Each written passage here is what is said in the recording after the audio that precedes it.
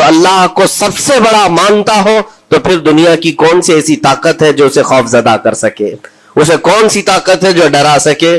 لیکن بہت سارے ایسے ہیں کہ غفلت میں آ کر کے وہ کسی اور کو بڑا سمجھ لیتے ہیں. کبھی حالات کو بڑا سمجھتے ہیں، کبھی تخت و تاج کو بڑا سمجھ لیتے ہیں، کبھی طاقت و قوت کو، فوج کو، نظام کو.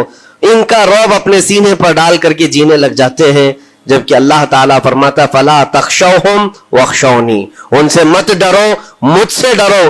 اللہ کا خوف جس کے دل میں آ گیا اللہ اس کو ہر خوف سے آزاد کرتا ہے، ہر خوف سے آزاد کرتا ہے.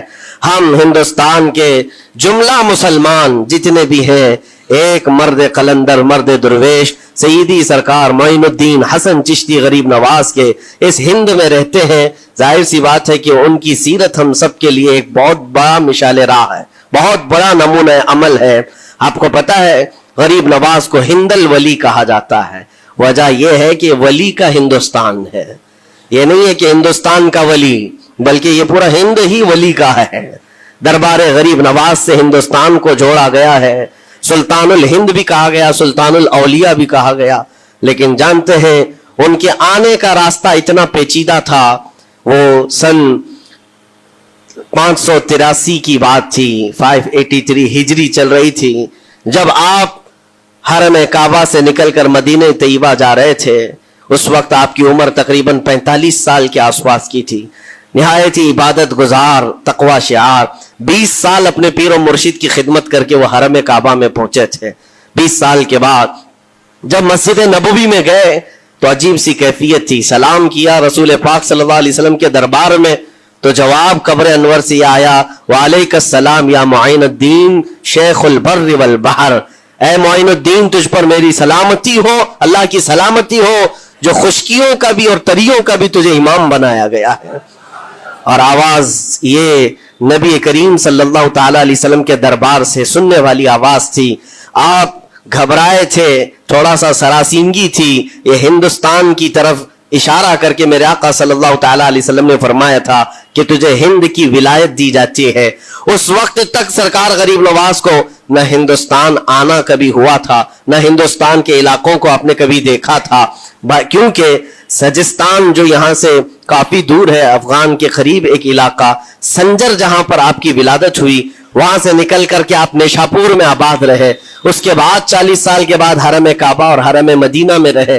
لیکن اچانک یہ بات کہ تمہیں ہند کی ولایت دی جاتی ہے ایک تعجب والی بات ہے. نئی جگہ پر بھیجا جا رہا ہے. آپ دوبارہ شام میں نبی پاک صلی اللہ علیہ وسلم کے دربار میں حاضر ہوئے اور سلام پیش کرنے کے بعد، کیونکہ یہ خوشی کی بات تو سب کے لیے تھی کہ ہندوستان کو اللہ تعالیٰ ایک عظیم ولی بھیج رہا ہے، لیکن جس کو بھیجا جا رہا ہے وہ بے قرار تھا، بے چین تھا، کیونکہ نہ راستے پتہ ہے، نہ ملک کے حالات معلوم ہیں. بارگاہ مصطفیٰ صلی اللہ علیہ وسلم میں دوبارہ جب حاضری ہوئی، عرض کیا آقا آپ کا حکم، اس کی تعمیل کے لیے بندہ حاضر ہے، لیکن نہ یہ فقیر ہندوستان کے راستے دیکھا ہے، نہ وہاں کے حالات معلوم ہے. حضور پاک صلی اللہ تعالی علیہ وسلم کے دربار میں یہ اپنی بپتا سنا رہے تھے، داستان غم سنا رہے تھے. غنودگی طاری آ گئی، یعنی نیند سی کیفیت آ گئی، اور بارگاہ رسول صلی اللہ علیہ وسلم میں ایک دیوار پر ٹیک لگا کر جیسی ہی آپ کی آنکھیں بند ہوئی، رسول کریم صلی اللہ علیہ وسلم تشریف لائے اور اشارہ فرما کر پورے ہندوستان کے نقشے آپ کے سامنے کھول کر رکھ دیے.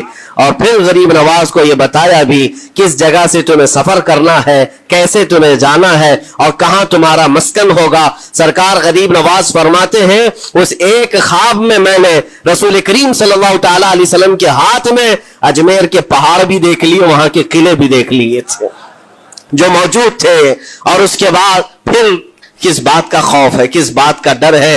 جنہوں نے راستے بتائے ہیں وہ ہادی رسول، وہ ہادی عالم ہے. نبی پاک صلی اللہ علیہ وسلم آئے ہیں پوری کائنات کو راستہ دکھانے کے لیے، اور جنہوں نے غریب نواز کو ہند کا راستہ بتایا ہو پھر ڈر کس بات کا؟ جب آپ بیدار ہوتے ہیں تو اپنے ساتھ 40 قطب اس اولیاء کرام کی جماعت لے کر مدینہ طیبہ سے سفر کے لیے نکلے تھے. میرے عزیزو اب بات یہاں آتی ہے، اسی لیے مدینہ طیبہ سے یہ پورا پلان ہوا ہے، مدینہ طیبہ سے بھیجا گیا ہے، مدینہ طیبہ سے پلیسمنٹ ہوا ہے. اسی وجہ سے آج تک تاریخ غریب نواز کو عطائے رسول کہتی ہے. عطائے رسول ہے, رسول اللہ کی عطا ہے, ہندوستان والوں کے لیے خاص عطا ہے میرے آقا صلی اللہ علیہ وسلم کی. جب وہ سفر کے لیے نکلے, سن 83 سے چلے تھے, تو یہاں ہندوستان پہنچتے پہنچتے آپ کو 87 یعنی 4 سال کا عرصہ لگ گیا تھا. 4 سال کے عرصے کے بعد آپ پہنچے میرے عزیزوں. نہ پلینوں کا سفر, نہ جہازوں کا سفر کہ اڑ کر کے ادھر سے ادھر آ گئے. وہ تو پیدل قافلہ نکلا تھا, درویشوں کا قافلہ تھا, اور وہاں مدینہ طیبہ سے نکل کر بغداد پہنچے.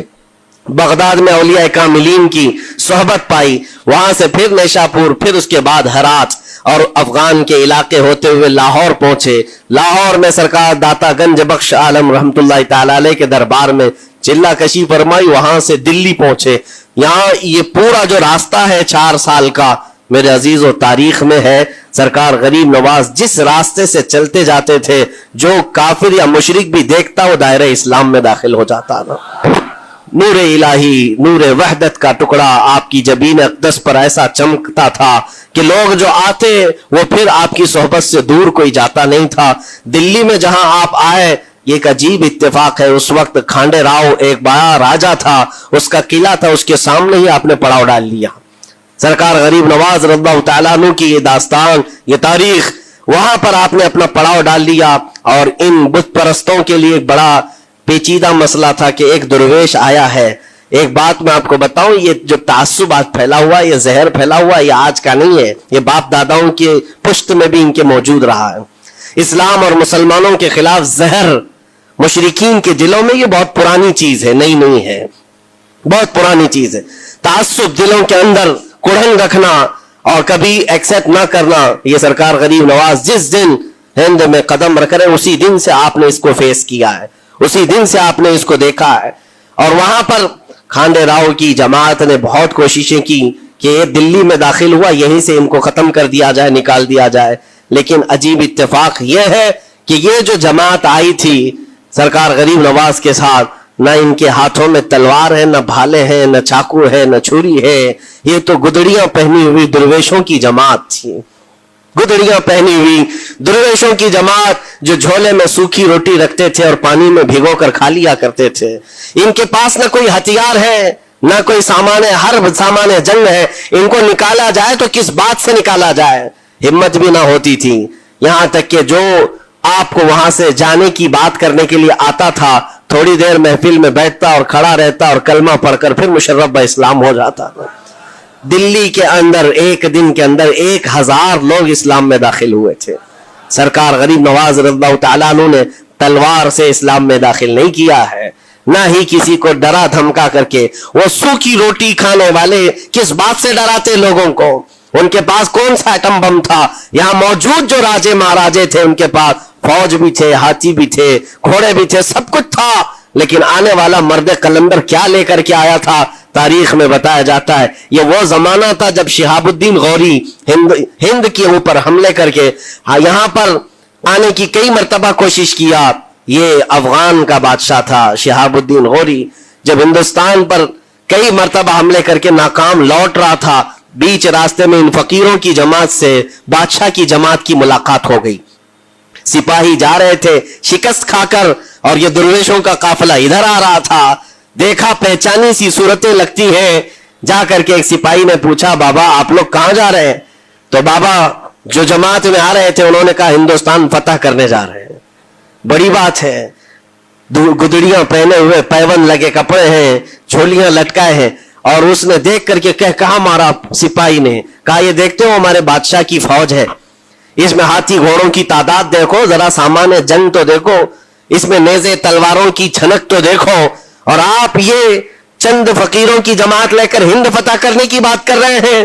تب سرکار غریب نواز کے کانوں میں آواز آئی تو آپ نے کہا اس سے کہہ دو فرق یہی ہے, تم جب لڑنے کے لیے جاتے ہو تو یہی ہاتھی گھوڑے اور تلواروں کے بھروسے جاتے ہو, معین الدین صرف اللہ اس کے رسول کے بھروسے جا رہا ہے. ہمارے پاس جو طاقت ہے وہ اللہ اس کے رسول کے ساتھ ہونے کی طاقت ہے. آج کے زمانے میں غریب نواز کا یہ جملہ ہمارا حوصلہ بڑھا دیتا ہے, کوئی ہو یا نہ ہو اللہ ہمارے ساتھ ہے. اللہ ہمارے ساتھ ہے. حالات جتنے بھی بدلتے جائیں لیکن میرے عزیزو اللہ حی و قیوم ہر چیز کو دیکھ رہا ہے, اس سے کوئی چیز غافل نہیں ہے. بعض لوگوں نے یہ شوشے چھوڑنا شروع کر دیے کہ اب ان کا مستقبل کیا ہوگا, اب ان کا فیوچر کیا ہوگا, نئی حکومتیں آئیں گی, نیا نظام آئے گا, اب تمہاری نہ مسجدوں کی خیر ہے, نہ میناروں سے آواز آئے گی, نہ تمہاری اذانوں کا اور نہ ہی تمہارے نمازوں کا کچھ فیوچر ہے. یہ سب باتیں ان لوگوں کے ذریعے سے آ رہی ہے جو کسی کے فضلہ خار ہیں یا کسی کے الیکشن کے پیسے کھائے ہوئے لوگ ہیں. میں کہتا ہوں جو سچا مومن ہے وہ اس بات پر عہد کرتا ہے کربلا کی سرزمین پر بھی اذان کی آواز بند نہ ہو سکی تھی, جہاں بہتا خون بھی بتا رہا تھا اسلام زندہ ہوتا ہے ہر کربلا کے بعد. آج بھی حالات اگر ہمارے موافق نہیں ہے تو میرے عزیزوں نسلوں میں کوئی تو آئے گا جو صلاح الدین بن کر کے ابھرے گا, نسلوں میں کوئی تو آئے گا جو غریب نواز کا غلام بن کر معین الدین بن کر کے نکلے گا. اس لیے کہ حالات ہر وقت ایک طرح کے نہیں ہوتے. ہم نے تاریخ دیکھی ہے اور رب تعالیٰ کا قانون ہے, کبھی بادشاہوں کو فقیر بنا دیتا ہے اور کبھی فقیروں کو بادشاہ کا منصب عطا کر دیتا ہے. جب سرکار غریب نواز دلی کے سرزمین پر آپ بیٹھے ہوئے تھے اپنے صوفیہ کی جماعت کے ساتھ, ایک دسترخوان لگا ہوا تھا, دسترخوان لگا ہوا ہے, اولیاء اکرام کی جماعت ہے, ایک دوسرے سے بات چیت کر رہے ہیں. دلی میں اس وقت حالات عجیب تھے. ایک چھوٹا سا لڑکا جس کی عمر 13 یا 14 سال کی رہی ہوگی, وہ اپنے ہاتھ میں کھٹوری اور ایک تیر اور ترکش لے کر کے سامنے سے جا رہا تھا. اولیاء کی نظر اس پر پڑی, سرکار غریب نواز نے نظر اٹھا کر دیکھی, اور سامنے سے مجمع سے جانے والے بچے بہت سارے ہوتے ہیں, کوئی آیا گیا, لیکن غریب نواز نے نظر اٹھا کر دیکھا اور پھر صوفیہ کی جماعت سے کہا کہ دیکھنا یہ کل دلی کا بادشاہ بن کر کے نکلے گا, ہندوستان کی پوری سلطنت اس کے پاس ہوگی. تاریخ میں موجود ہے غریب نواز کی زبان سے نکلا ہوا یہ جملہ. وہ لڑکا کوئی اور نہیں تھا, سلطان شمس الدین التمش, جو ہندوستان کا طاقتور بادشاہ بن کر کے نکلا تھا.